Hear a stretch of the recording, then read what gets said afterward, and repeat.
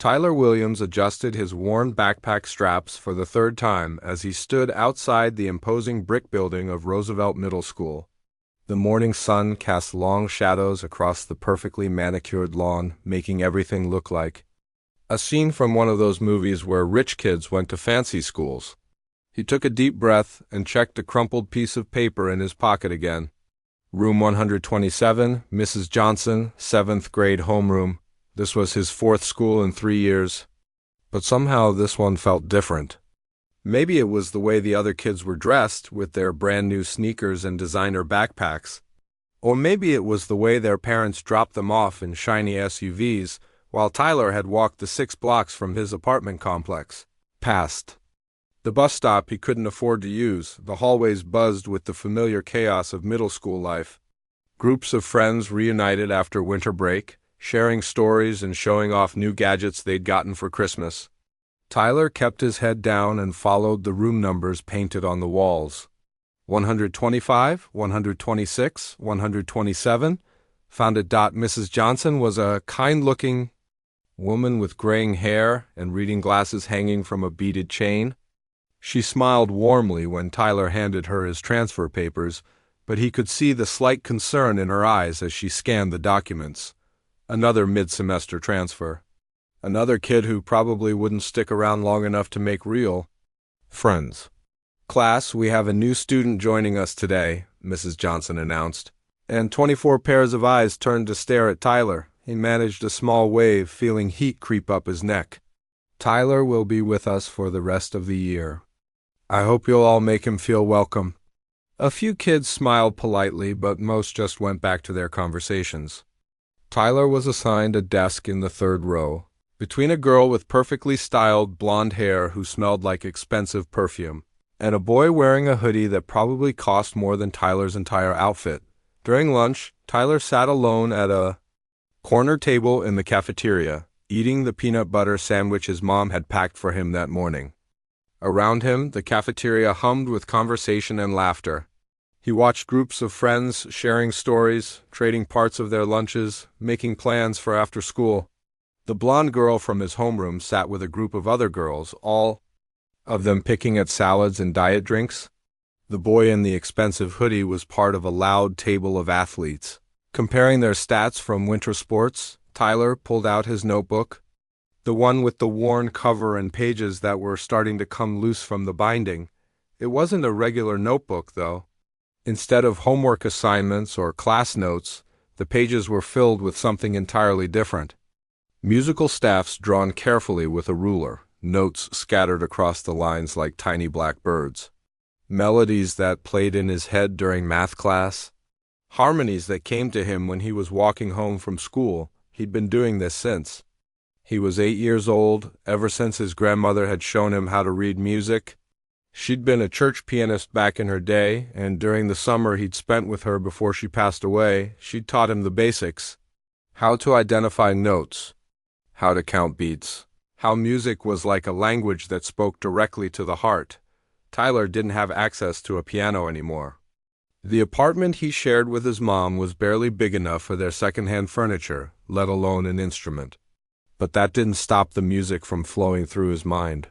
He'd hear melodies in the rhythm of bus engines, in the pattern of rain against his bedroom window, in the way his mother hummed while she got ready for her evening shift at the diner. What's that supposed to be? Tyler looked up to find 3 boys standing beside his table.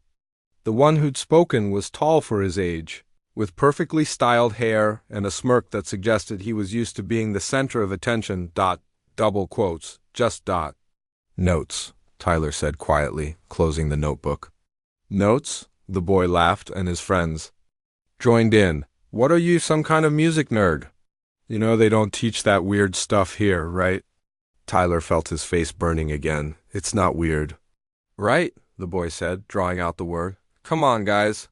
Let's leave the new kid to his whatever that is." They walked away, still chuckling, and Tyler heard one of them say something about weirdos who think they're special. He opened his notebook again, but the joy had gone out of the musical patterns on the page. They looked silly now, childish. Scribbles that didn't mean anything to anyone but him. The rest of the day passed in a blur of introductions to new teachers, attempts to catch up on lessons he'd missed, and the constant awareness that he was different. Not just new, but different in ways that went deeper than not knowing where the bathrooms were, or which teachers were strict about hall passes. In English class, when Mrs. Peterson asked students to share something interesting about themselves, Tyler said he'd moved from 3 different states. He didn't mention that it was because his mom kept having to find new jobs, chasing better opportunities that never quite worked out. He didn't mention that his dad was deployed overseas with the Army and that the laptop they used for video calls only worked half the time.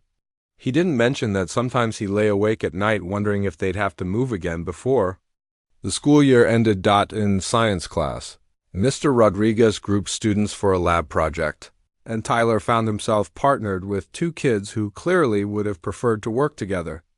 They were polite enough, but he could tell they saw him as dead weight, someone who would probably disappear before the project was due anyway. During his last class of the day, Tyler found himself staring out the window at the school's courtyard. A few students were sitting on benches, laughing and talking in the late afternoon sun. He wondered what it would feel like to be part of a group like that, to have friends who saved you a seat at lunch, who texted you about homework assignments, who invited you to hang out on weekends. The final bell rang, and Tyler gathered his books slowly, watching as other students made plans with their friends, movies this weekend, study groups for the upcoming test, birthday parties and sleepovers and all the normal things that normal kids did. Tyler walked the 6 blocks home alone, his notebook tucked safely in his backpack. The melodies were still there in his head, but they felt quieter now, more hesitant. As he walked, he passed a music store with a piano visible through the window. For just a moment, he stopped and pressed his nose against the glass, imagining what it would feel like to sit at that bench, to let his fingers find the keys, to turn all those notes in his notebook into real music. But that was just a dream. And Tyler had learned not to put too much faith in dreams. They had a way of disappearing just when you needed them most. 3 weeks had passed since Tyler's first day at Roosevelt Middle School, and the routine had become painfully familiar. Wake up, walk to school, sit through classes where he understood the material but rarely spoke up, eat lunch alone, walk home. The other students weren't mean to him exactly, but they weren't particularly friendly either. He existed in that invisible space that new kids often occupied, noticed just enough to be politely ignored. The cafeteria had become especially difficult. Every day, Tyler would scan the room looking for an empty table, somewhere he could eat his sandwich and work on his music notebook without drawing attention. But the cafeteria was always crowded, always loud, and lately he'd been getting looks from some of the kids who'd started calling him Notebook Boy behind his back. On this particular Tuesday, Tyler decided he'd had enough of the cafeteria scene. Instead of heading there after his morning classes, he took a different route through the school. Roosevelt Middle School was bigger than his previous schools, with long hallways that seemed to stretch forever and rooms he'd never seen before. His mom always told him that when things got tough, sometimes you just had to find a quiet place to breathe and think. He wandered down a hallway he'd never explored, past the main office and the guidance counselor's room. The walls here were decorated with faded posters about school spirit and academic achievement. Most of the doors were closed, and the hallway was empty except for the distant sound of teachers talking in their classrooms. Tyler turned a corner and found himself in what seemed like the arts wing of the school. There were display cases filled with student artwork, pottery pieces that looked like they'd been made in art class, and photographs from various school events. The smell was different here too, like paint and clay and something else he couldn't quite identify. At the end of the hallway, he found a door that was slightly open. The nameplate read "Music Room" in faded gold letters. Tyler hesitated. He hadn't even known the school had a music room. None of his teachers had mentioned it, and it certainly wasn't part of the tour they'd given him on his first day. He pushed the door open a little wider and peeked inside. The room was empty, with afternoon sunlight streaming through tall windows. There were music stands scattered around, a few chairs stacked in the corner, and posters of famous composers on the walls. But what caught Tyler's attention immediately was the piano. It wasn't a grand piano like he'd seen in movies or on television. This was an upright piano, old and slightly worn, with wooden panels that had seen better days. The bench was covered in cracked vinyl, and there were water stains on the top where someone had probably left drinks over the years. But to Tyler, it was the most beautiful thing he'd seen since arriving at Roosevelt. He stepped into the room, closing the door quietly behind him. His heart was beating fast, the way it did when he was nervous but excited. He approached the piano. Slowly, almost afraid that if he moved too quickly, it might disappear like something in a dream. The keys were slightly yellowed with age, and a few of them had small chips in the ivory. Tyler reached out and pressed middle C, and the note rang out clear and true. It was slightly out of tune, but not badly. Someone had been taking care of this piano, even if it wasn't getting much use. Tyler looked around the room one more time to make sure he was really alone, then sat down on the bench. He adjusted it to the right height and placed his hands on the keys. For a moment, he just sat there, remembering the last time he'd played a real piano. It had been at his grandmother's house, the summer before she passed away. She'd taught him to play Amazing Grace that summer, and he'd practiced it every day until his fingers knew exactly where to go. He started with simple scales, just to feel the keys under his fingers again. The sound filled the empty room, and Tyler felt something inside his chest that he hadn't felt in months. It was like coming home after a long trip, like finding something you thought you'd lost forever. After the scales, he moved on to a simple melody, one of the songs his grandmother had taught him. His fingers moved across the keys with growing confidence, and soon he was playing from memory. Not thinking about the notes, but just feeling the music flow through him. The melody grew more complex as Tyler gained confidence. He started adding harmonies with his left hand, creating depth and richness that made the simple song sound like something much more sophisticated. This was what he'd been trying to capture in his notebook all these months, these layers of sound that built on each other to create something beautiful. He closed his eyes and let muscle memory take over. The song transitioned into something else, a piece he'd heard on the radio once and had spent weeks trying to figure out in his head. His fingers found the right notes almost without thinking, and soon the room was filled with a complex, flowing melody that would have made his grandmother proud. Tyler was so lost in the music that he didn't notice the figure standing in the doorway. Mrs. Chun, the school's music teacher, had been walking past when she heard the piano. At first, she'd assumed it was one of her regular students practicing during lunch, but this playing was different. This was someone with real talent, someone who understood music on a level that couldn't be taught in a classroom. She stood in the doorway, careful not to make any noise that might interrupt the performance. In her 15 years of teaching, she'd heard thousands of students play piano. Most of them were competent, some were quite good, but very few had this kind of natural musicality. The boy at the piano, she realized, wasn't just playing notes. He was telling a story with the music, expressing emotions that most adults struggled to put into words. The melody reached a crescendo and then began to wind down, becoming softer and more contemplative. Tyler's touch on the keys was gentle but sure, and Mrs. Chun found herself holding her breath as the final notes faded away. The room fell silent, and Tyler opened his eyes. He sat there for a moment, looking down at his hands on the keys, feeling like he'd just woken up from the most wonderful dream. This was what he'd been missing, this connection between his mind and the music, between his heart and the sound. He was about to start another piece when he heard a small sound behind him. Tyler spun around on the bench, his heart jumping into his throat. There in the doorway stood a woman he'd never seen before, an Asian woman with kind eyes and graying hair pulled back in a ponytail. "I'm sorry," Tyler said quickly, jumping up from the bench.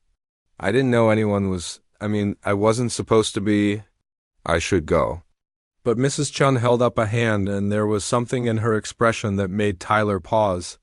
She wasn't angry or annoyed. If anything, she looked amazed. "How long have you been playing?" she asked quietly. Tyler shifted nervously from foot to foot. Not very long. I used to, but I haven't had access to a piano in a while." Mrs. Chun stepped into the room, and Tyler could see that she was trying to process what she'd just heard. This boy, this student she'd never seen before, had just played with the skill and feeling of someone who'd been studying music for years. "What's your name?" she asked. "Tyler Williams, I'm new here." Mrs. Chun nodded slowly, her mind already racing with possibilities. She'd been teaching music for years, but students like Tyler were rare. Students who could take an old, slightly out-of-tune piano and make it sing like that didn't come along very often. "Tyler," she said, "I think you and I need to talk." The conversation with Mrs. Chun had changed everything for Tyler. Over the next 2 weeks, he'd been spending his lunch periods in the music room, with her permission and encouragement.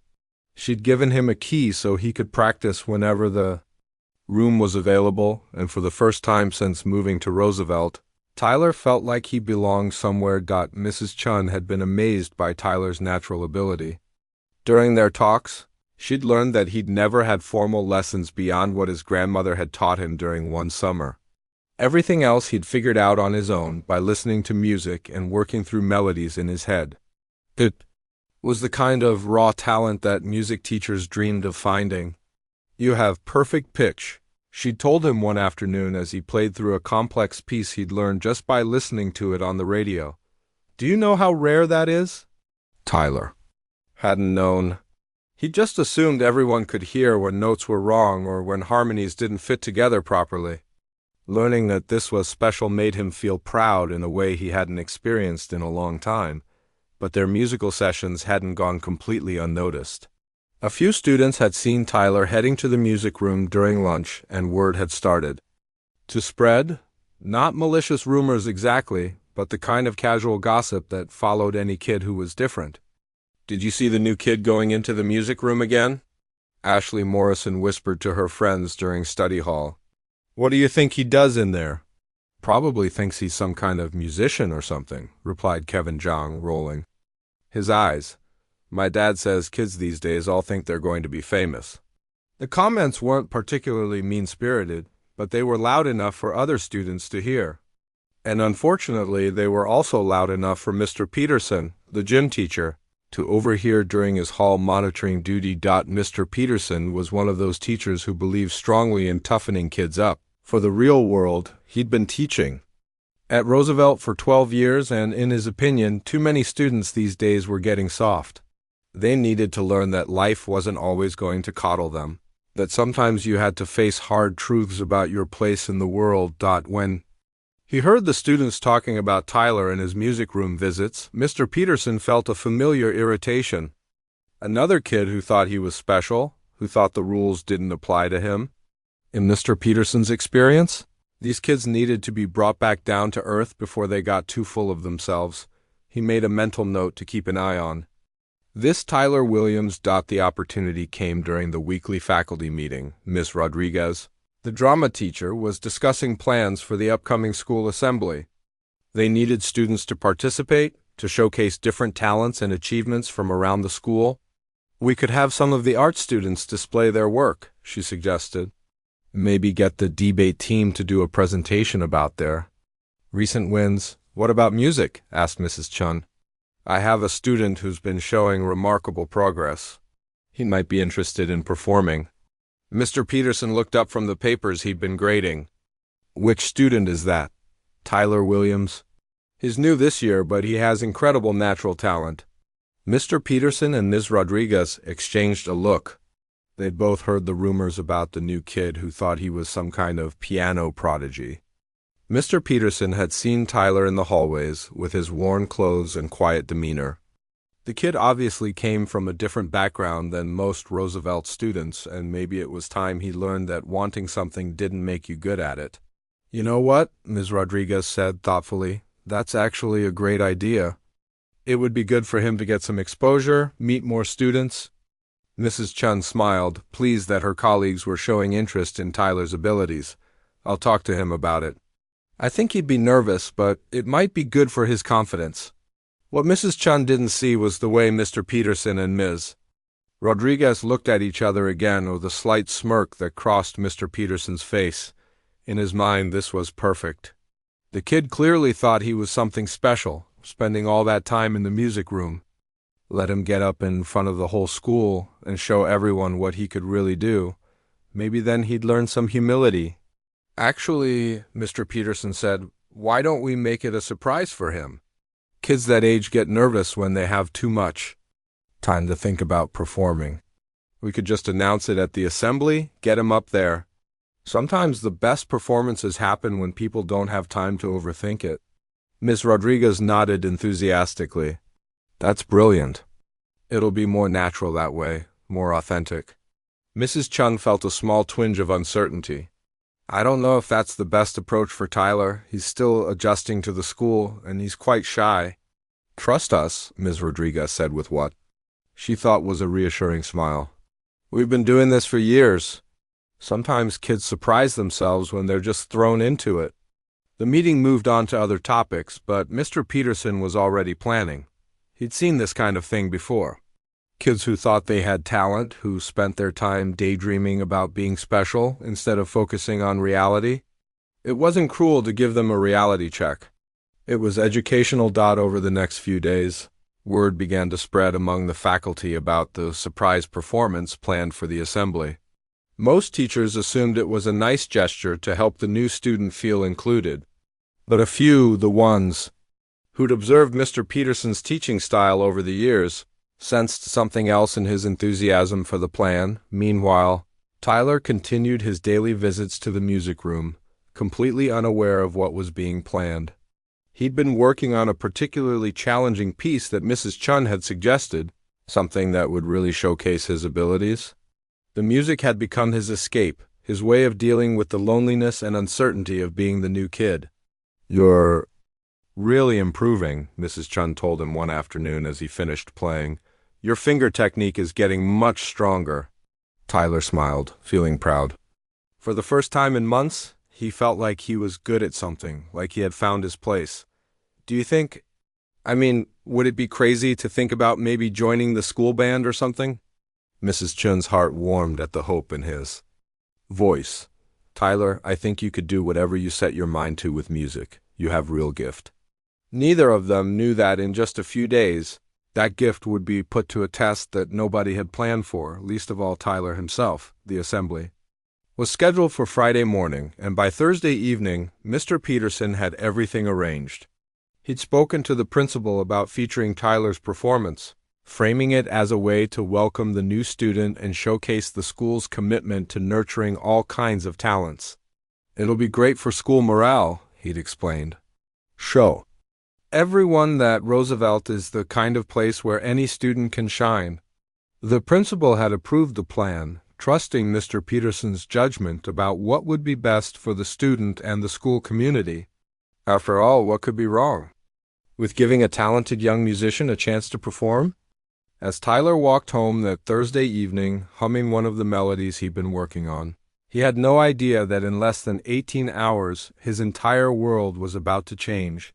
The music room had given him confidence and peace, but tomorrow would test whether that confidence could survive under the bright lights of the school auditorium, in front of hundreds of pairs of eyes. Without any warning or preparation, the stage was being set for something that would either destroy Tyler's newfound love of music or prove that real talent could shine even in the most unexpected circumstances. Tyler was halfway through his morning math class when the announcement came over the school's intercom system. Principal Davis's voice crackled through the old speakers, interrupting Mrs. Thompson's lesson about fractions. Good morning, Roosevelt. Middle school. Just a reminder that our monthly assembly will take place tomorrow morning at 9 o'clock in the main auditorium. We have some exciting presentations planned, including a special musical performance by one of our newest students, Tyler Williams. Tyler felt the blood drain from his face. Around him, 25 pairs of eyes turned to stare at him, and he could hear whispers starting immediately. His hands began to shake, and he gripped his pencil so tightly he thought it might break. Mrs. Thompson looked just as surprised as Tyler felt. She glanced at him with raised eyebrows, clearly expecting him to look excited or proud. Instead, Tyler looked like someone had just told him he was about to walk off a cliff. Tyler, Mrs. Thompson said gently, that's wonderful. What are you planning to perform? I don't know, Tyler managed to whisper. Nobody told me about this. The whispers around him grew louder. Kids were already pulling out their phones, texting their friends in other classes about the announcement. By lunchtime, the entire school would know that the quiet new kid was supposedly going to perform music at tomorrow's assembly. The rest of math class passed in a blur. Tyler couldn't focus on fractions or anything else Mrs. Thompson was saying. His mind was racing, trying to figure out what had happened. He'd never agreed to perform at any assembly. Mrs. Chun had never mentioned anything about it. How had his name ended up in an announcement that the principal was making to the entire school? When the bell rang, Tyler gathered his books slowly, hoping to avoid the rush of students heading to their next class. But as he stepped into the hallway, he immediately heard his name being mentioned in conversations around him. "Did you hear about that new kid, Tyler? He's supposed to play music or something at the assembly tomorrow." "Really? I didn't even know." "He could play anything. He's always just sitting by himself with that weird notebook. My sister said she saw him going into the music room during lunch. Maybe he actually can play. Or maybe he just thinks he can. This could be really embarrassing." Tyler kept his head down and walked faster, but the comments seemed to follow him down the hallway. By the time he reached his next class, his stomach was churning with anxiety. During lunch, instead of going to the music room like he usually did, Tyler hid in the library. He needed to think, needed to figure out what was happening and what he was going to do about it. The librarian, Mrs. Foster, was busy helping other students and didn't notice Tyler sitting in the back corner, staring at his untouched sandwich. His phone buzzed with a text message. Tyler pulled it out, hoping it might be from Mrs. Chun with some explanation about the assembly announcement. Instead, it was from his mom. "Heard about your performance tomorrow from the school's automated message. So proud of you, sweetheart. Can't wait to hear all about it when I get home from work tonight. Love you." Tyler's heart sank even further. The school had sent automated messages to parents about the assembly. His mom thought he'd volunteered for this, that he was excited about performing.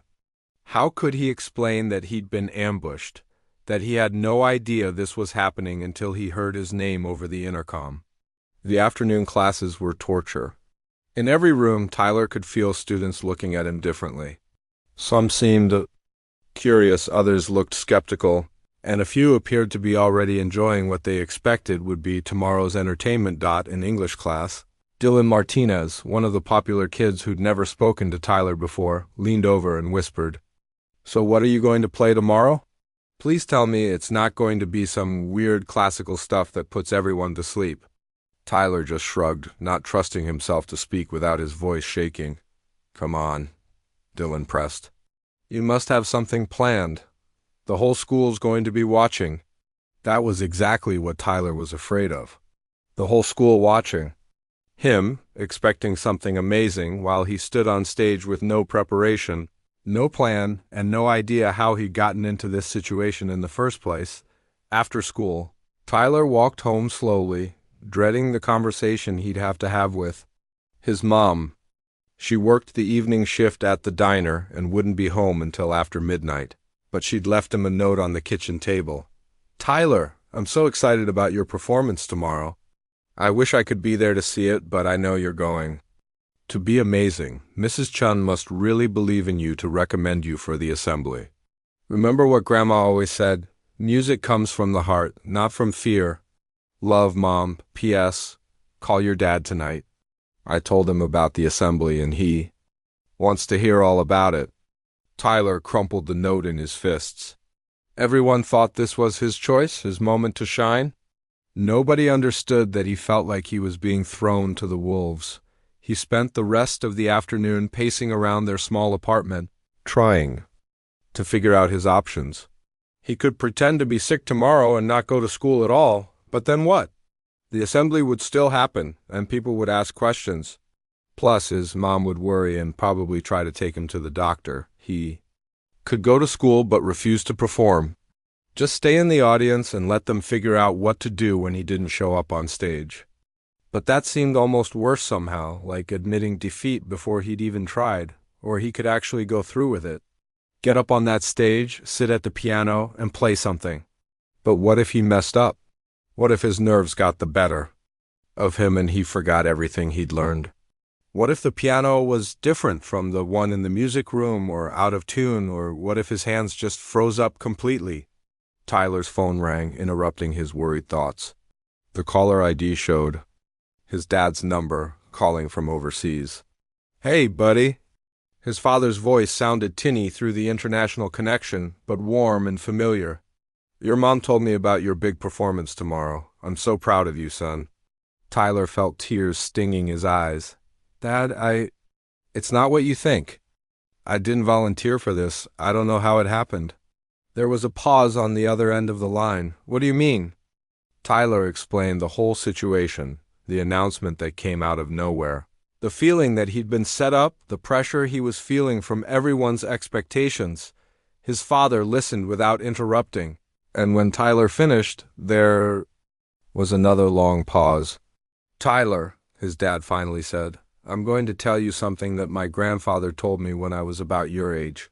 He said that sometimes life throws you into situations you didn't ask for, situations that scare you and make you want to run away. But those are often the moments when you find out what you're really made of. But what if I mess up? What if everyone laughs at me?" "Then they laugh," his father said simply. "But what if you don't mess up? What if you get up there and show them what I already know, that my son has more talent and courage than any of them realize?" Tyler wiped his eyes with the back of his hand. "I'm scared, Dad." "Being scared is normal, Tyler. Being scared means something matters to you. The question is, are you going to let fear make your decisions for you, or are you going to make them for yourself?" After they hung up, Tyler sat in the quiet apartment for a long time. Outside, he could hear kids from the neighborhood playing basketball, their voices echoing off the apartment buildings. Normal kids doing normal things, without the weight of tomorrow's performance hanging over their heads. But maybe his dad was right. Maybe this was his chance to show everyone, including himself, what he was capable of. Maybe instead of running away from this situation, he could face it head on and prove that the music in his heart was stronger than the fear in his mind. Tyler picked up his notebook, the one filled with musical notes and melodies. Tomorrow, one way or another, those silent notes would become real music. The only question was whether that music would lift him up or let him down. Tyler barely slept that night. Every time he closed his eyes, he imagined himself on stage, hundreds of faces staring at him, waiting for him to prove he belonged there. Sometimes, in these half-dreams, his fingers would freeze on the piano keys. Other times, the piano would be completely out of tune, making horrible sounds no matter what he played. He woke up several times in a cold sweat, his heart pounding, when morning came. Tyler moved through his routine like he was in a fog. Shower, breakfast, getting dressed. His mom had left for work before he woke up, but there was another note on the kitchen table. This one just said, "Believe in yourself. I love you." Mom, with a small heart drawn next to it. The walk to school felt different that morning. Usually, Tyler could blend into the crowd of students heading to Roosevelt. Just another face in the stream of backpacks and conversation. But today, people seemed to notice him. A few kids from his grade nodded at him as they passed, and he overheard someone telling their friend, "That's the kid who's performing today." The morning classes dragged by impossibly slowly. Tyler couldn't concentrate on anything. In history class, Mr. Williams was talking about the Revolutionary War, but Tyler's mind was stuck on one thought. In 2 hours, he'd be standing in front of the entire school at 8:45. 15 minutes before the assembly was supposed to start. Students began filing out of their classrooms and heading toward the main auditorium. Tyler walked with his English class, feeling like he was marching toward his doom. The auditorium was buzzing with energy. Roosevelt's auditorium could hold about 400 people, and it looked like every seat was going to be filled. Students chatted excitedly as they found their seats. Teachers stood along the walls making sure everyone behaved, and Tyler spotted some parents in the back rows who must have come to see the assembly. Tyler found a seat near the back with the rest of his English class, hoping somehow he could just disappear into the crowd. But Dylan Martinez, sitting 2 seats over, caught his eye and gave him a thumbs up. "You ready for this?" Dylan whispered. Tyler managed a weak smile and nodded. Even though he felt anything but ready, Principal Davis took the stage and the auditorium gradually quieted down. "Good morning, Roosevelt Middle School," she said into the microphone, and the students responded with a scattered chorus of "Good morning." "We have an exciting assembly planned for you today," Principal Davis continued. "We're going to hear from our award-winning debate team, see some artwork from our talented art students, and end with a special musical performance." Tyler felt his stomach drop. He was going last. That meant sitting through the entire assembly, watching other students perform. While his own moment of terror got closer and closer, the debate team went first, presenting their arguments about school uniform policies. They were confident and well-prepared, and the audience listened politely. Tyler tried to pay attention, but his palms were sweating and he kept wiping them on his jeans. Next came the art. Presentatio Mems Rodriguez took the microphone and introduced several students who'd won contests or had their work displayed in local galleries. Tyler watched them walk across the stage with their paintings and sculptures, looking proud and happy. He wondered if he'd look that confident when his turn came, or if everyone would be able to see how terrified he was. Finally, Principal Davis returned to the microphone. "And now, for our final presentation, we have a musical performance by one of our newest students.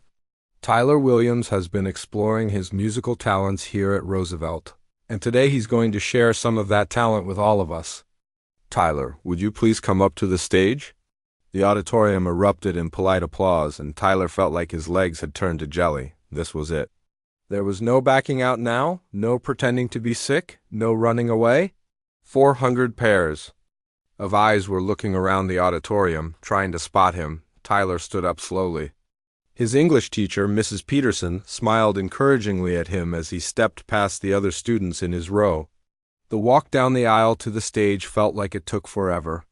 Each step echoed in his head, louder than the applause that was still going on around him. As he climbed the steps to the stage, Tyler caught sight of Mrs. Chun standing near the side entrance.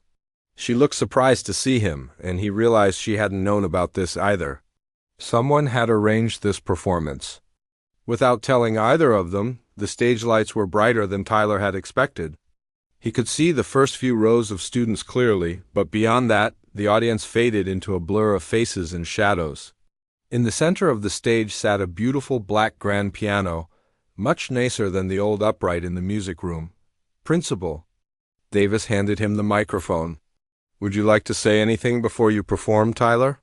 Tyler looked out at the audience, his mouth completely dry. He could hear whispers and murmurs from the crowd. Some students were leaning forward in their seats, genuinely curious about what he was going to do. Others looked skeptical, like they were expecting to be disappointed. Tyler started, then stopped. His voice sounded strange and small through the speakers. He cleared his throat and tried again. "I'm going to play a song that my grandmother taught me. She used to say that music was like a bridge that could connect any two people, no matter how different they were." The murmurs in the audience died down a little. Tyler handed the microphone back to Principal Davis and walked over to the piano. The bench was at the perfect height. Tyler sat down and adjusted his position the way Mrs. Chun had taught him. He placed his hands on the keys and felt their familiar smoothness under his fingers. For just a moment, he closed his eyes and tried to forget about the hundreds of people watching him. He thought about his grandmother, sitting next to him at her old piano during that summer so long ago. He thought about the music room, where he'd rediscovered his love for playing. He thought about his dad's words from the night before. "Sometimes you find out what you're really made of." Tyler opened his eyes and began to play. The first notes rang out clear and pure in the silent auditorium. It was Amazing Grace, the first song his grandmother had ever taught him. But Tyler was playing it like he'd never played it before. His left hand provided a gentle, steady rhythm while his right hand danced through the melody, adding flourishes and grace notes that made the simple hymn sound like something much more complex. The effect on the audience was immediate. The whispers stopped completely. Students who had been slouching in their seats sat up straighter. Even the teachers along the walls turned their full attention to the stage. Tyler lost himself in the music the way he always did. His fingers moved with confidence and precision, and he began to add variations to the melody, taking the familiar song in new directions. He played with such emotion that some people in the audience felt their eyes getting misty, even though they couldn't explain why. In the third row, Ashley Morrison, who had been expecting to be bored or maybe even amused, found herself completely captivated. She'd never heard music played with such feeling before. Near the back of the auditorium, Mr. Peterson stood with his arms crossed, his expression gradually changing from smugness to surprise to something that looked almost like shame. And in the music room, where Mrs. Chun was listening through the door she'd cracked open, a single tear rolled down her cheek as she realized that Tyler was about to show everyone what she'd known all along. That real talent couldn't be hidden, no matter how hard people tried to dim its light. As Tyler played the final notes of Amazing Grace, the auditorium fell into complete silence. For a moment that seemed to stretch forever, nobody moved. Tyler's hands remained on the keys, and he could hear his own heartbeat in his ears. Had something gone wrong? Had he messed up without realizing it? Then, from somewhere in the middle of the auditorium, someone started clapping, slowly at first, then faster. Within seconds, the entire auditorium exploded into applause that was unlike anything Tyler had ever heard. It wasn't the polite, scattered clapping that had followed the debate team or the art presentation. This was thunderous, overwhelming applause that seemed to shake the entire building. Students who had been slumping in their seats just minutes before were now on their feet, clapping and cheering. Tyler looked out at the audience in amazement, barely able to believe what he was seeing. These were the same kids who had whispered about him in the hallways, who had called him Notebook Boy, who had looked at him like he didn't belong. In the front row, a group of 8th graders who Tyler had never even spoken to were whistling and shouting, "Bravo!" Behind them, Ashley Morrison was clapping so hard her hands hurt, tears streaming down her face for reasons she couldn't explain. She turned to her friend Jessica and shouted over the noise, "Did you know he could play like that?" Jessica shook, her head still clapping. Nobody knew. Where did that come from? Throughout the auditorium, similar conversations were happening. Students were looking at each other with expressions of pure amazement, trying to process what they'd just witnessed. The quiet new kid, the one they'd barely noticed, had just delivered a performance that was better than anything most of them had ever seen on television or heard on the radio. Dylan Martinez, who had been skeptical about Tyler's musical abilities, just the day before was standing on his chair clapping and cheering. He caught Tyler's eye and gave him a huge thumbs up, mouthing the words, "That was incredible." But it wasn't just the students who were amazed. Along the walls, teachers who had been checking their phones or thinking about their next classes were now staring at the stage in shock. Mrs. Thompson, Tyler's math teacher, had her hand over her mouth, shaking her head in disbelief. She'd taught hundreds of students over the years, but she'd never seen raw talent like this. Even Principal Davis looked stunned. She'd approved this performance, thinking it would be a nice gesture to help the new student feel included, maybe a simple piano piece that would get polite applause. Instead, she'd just witnessed something that belonged in a concert hall, not a middle school assembly. Near the side of the auditorium, Mrs. Chun was wiping tears from her eyes, feeling a mixture of pride and amazement. She'd known Tyler was talented, but even she hadn't realized the depth of his musical ability. Watching him command the attention of 400 people, seeing him transform from a nervous boy into a confident musician, filled her with a joy she hadn't felt in years of teaching. But perhaps the most dramatic change was visible in Mr. Peterson. The gym teacher who had orchestrated this performance as a way to humble Tyler now stood frozen near the back wall, his face pale and his expression full of shame. He'd expected to watch a kid stumble through a simple song and learn a lesson about knowing his place.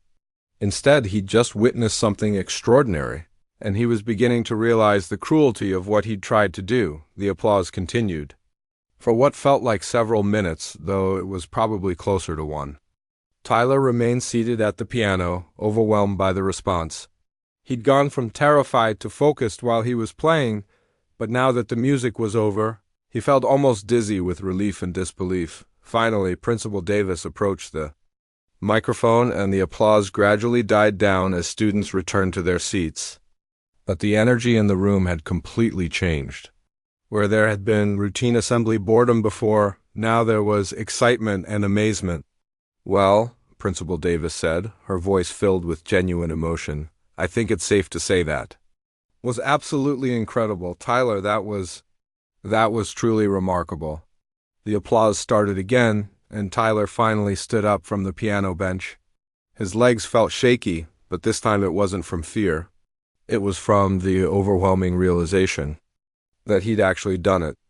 He'd faced his biggest fear and not only survived, but succeeded beyond his wildest dreams. As Tyler walked across the stage toward the steps, he could see individual faces in the audience more clearly now. There was Jordan Stevens, a popular kid from his English class, giving him a respectful nod. There was Monica Rodriguez from his science class, smiling at him like she'd never really seen him before. Even some of the older students, 8th graders who usually ignored 7th graders completely, were looking at him with something that looked like respect. When Tyler reached the bottom of the stage steps, he was immediately surrounded by classmates who wanted to talk to him. It was completely different from any interaction he'd had at Roosevelt before. Instead of being ignored or barely tolerated, suddenly everyone wanted to know more about him. "Tyler, that was amazing," said Casey Wilson, a girl from his homeroom, who had never spoken to him before. "How long have you been playing piano? Where did you learn to play like that?"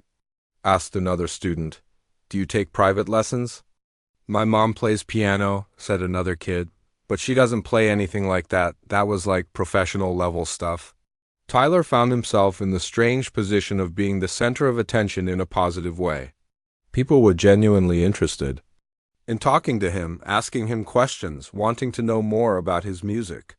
It was everything he'd hoped for when he'd started at Roosevelt, but it was happening in a way he'd never expected. Mrs. Chun made her way through the crowd of students and reached Tyler's side. "Tyler," she said quietly, "that was absolutely beautiful. You should be very proud of yourself." Tyler looked up at her, still trying to process everything that had happened. "Mrs. Chun, I was so scared. I thought I was going to mess everything up." "Well, you certainly didn't mess anything up," she said with a warm smile.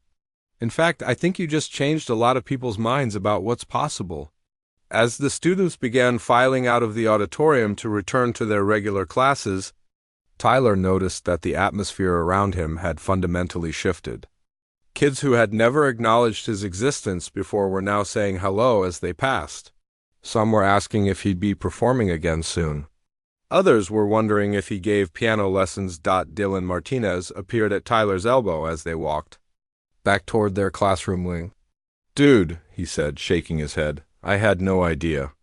I mean, I knew they said you were going to perform, but that was something else entirely." Tyler smiled, feeling more confident than he had since. "Arriving at Roosevelt. Thanks, I wasn't sure how it was going to go. Are you kidding?" "You crushed it," Dylan said. "Hey, do you know any other songs? Like more modern stuff?" As they walked down the hallway, Tyler found himself surrounded by a group of classmates who were all talking at once, asking questions, making comments, treating him like he'd always been part of their group. For the first time since moving to Roosevelt, Tyler felt like he truly belonged, but the biggest surprise was yet to come. As they rounded the corner toward their classroom, Tyler saw Mr. Peterson standing by the lockers, clearly waiting for him. The gym teacher's expression was completely different from the smug confidence he'd shown just a few days earlier when this whole situation had been planned. Tyler's new group of friends seemed to sense the tension and slowed down, staying close, but giving the two some space to talk. "Tyler," Mr. Peterson said quietly, and Tyler could hear something in his voice that sounded like regret. "I need to speak with you."